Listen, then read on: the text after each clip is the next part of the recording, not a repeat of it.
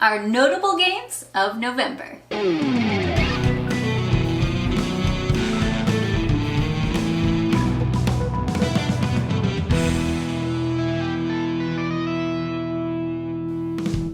Thanks for joining us here in Tantrum House Studio 3. I'm Jonah. I'm Will. I'm Ryan. I'm Melissa. And I'm Kevin, and we are talking about our favorite games that we've played recently. We've got a bunch, so I think we'll start out with Jonah. Okay, I'm going to go first. This game is called Tanis.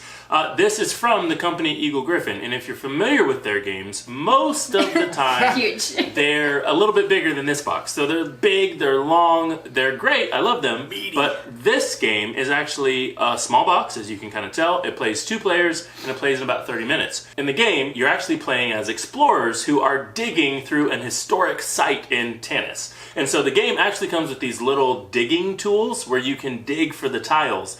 But the coolest part of the game is actually the cards that give you some bonus actions.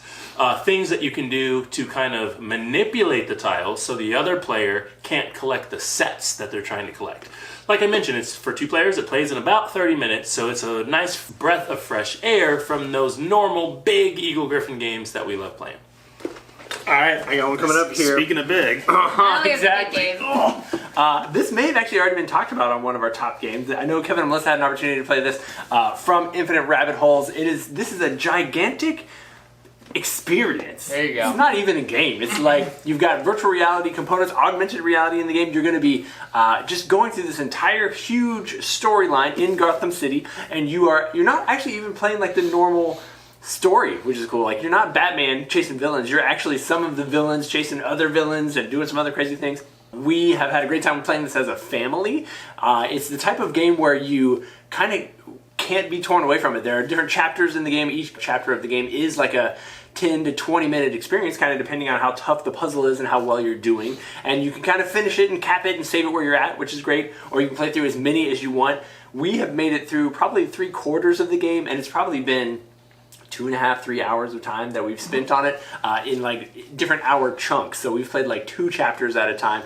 Each puzzle in the game is like stupidly overdone. Honestly, the quality in this game is too high for a board game. You open up an envelope, and instead of getting like some piece of paper that you tear up, it's like thick cardboard with tokens and pieces, and each one you scan with your camera and you make a whole video game experience out of.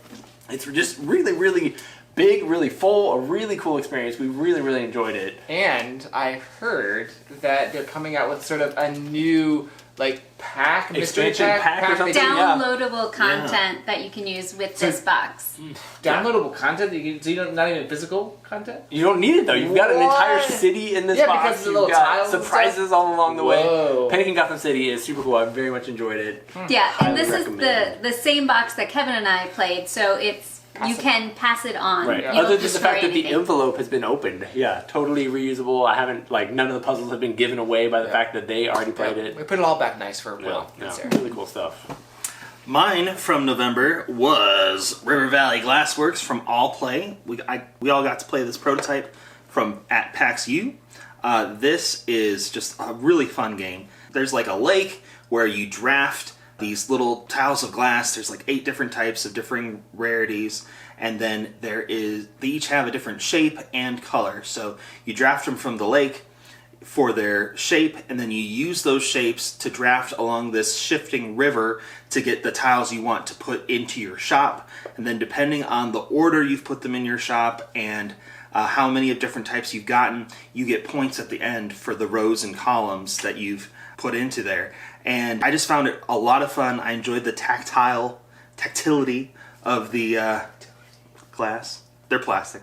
This is coming out in next year. Maybe like March, I think. March-ish of next year. They haven't confirmed the actual date yet, but they are planning a deluxe version and possibly a super deluxe version with actual glass. Ooh, it's We'll see how that is. We'll And when you see. say Yeah, we'll see. I believe it's the Kickstarter's launching. Right, it's in going the- to crowdfunding. Which means you probably won't see the game till, so you can't put this on 2025. probably 2025. Well, they I think are hoping to have it out in 2024. By Christmas? Ooh. Oh, Okay, yeah. maybe Gen So Con. next Christmas, It's a very satisfying experience. I'll give you my heart. Yeah, I really enjoyed this one too. That's last Christmas. Yeah, it kind of gave me a little bit of Azul type vibes. Next on it. spiel right here. Could be. Possible.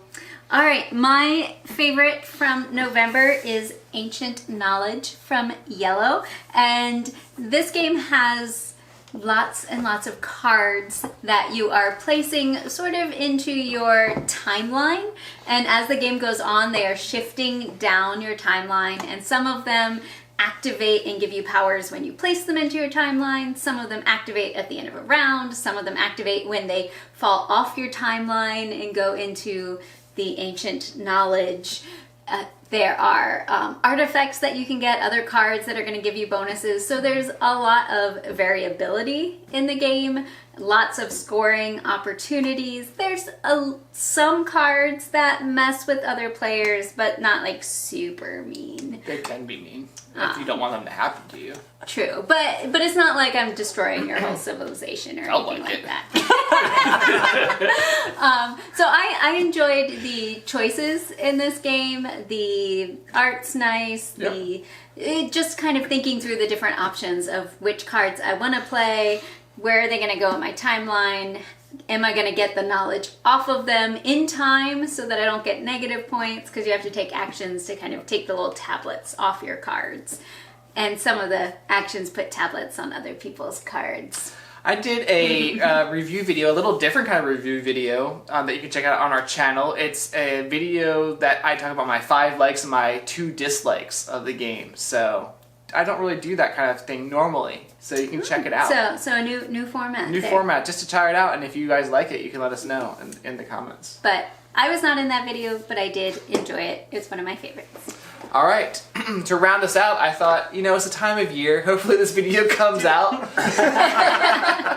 And, hopefully in December. Santa's Workshop from Elf Creek Games is just releasing to backers. I believe you can get it online or in your friendly local game store. This is a sort of a worker placement game where you have 3 workers. They all have individual different shapes. There's a base game where it doesn't really matter the shape of your workers, but there's an advanced game where the shape does matter because you're placing your workers out around the board and you can upgrade your workers, which I like in games, being able to make your workers more powerful. Lots of different things you're doing. You are completing goals to get the resources, or getting resources to complete goals. You're putting ornaments on your Christmas tree. You're getting reindeer, which is another sort of set collection aspect. Lots of different ways of getting points. But the one thing I really, really like about the game is the components.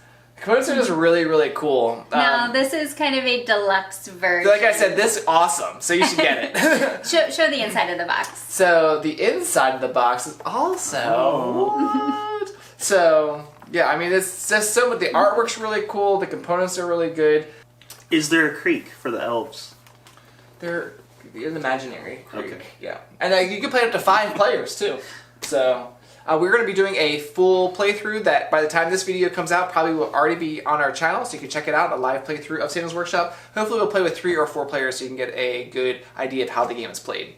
That is our video of all our favorite games recently. Yeah, and be sure to watch our videos for our favorites of the year, the guys and the gals. Ooh.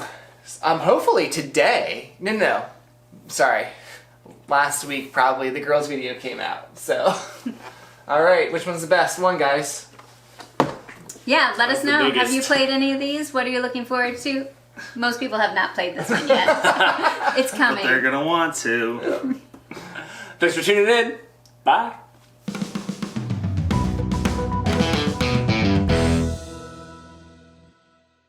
Thanks for coming back. I don't know what I'm saying. Thank you and welcome. I got you.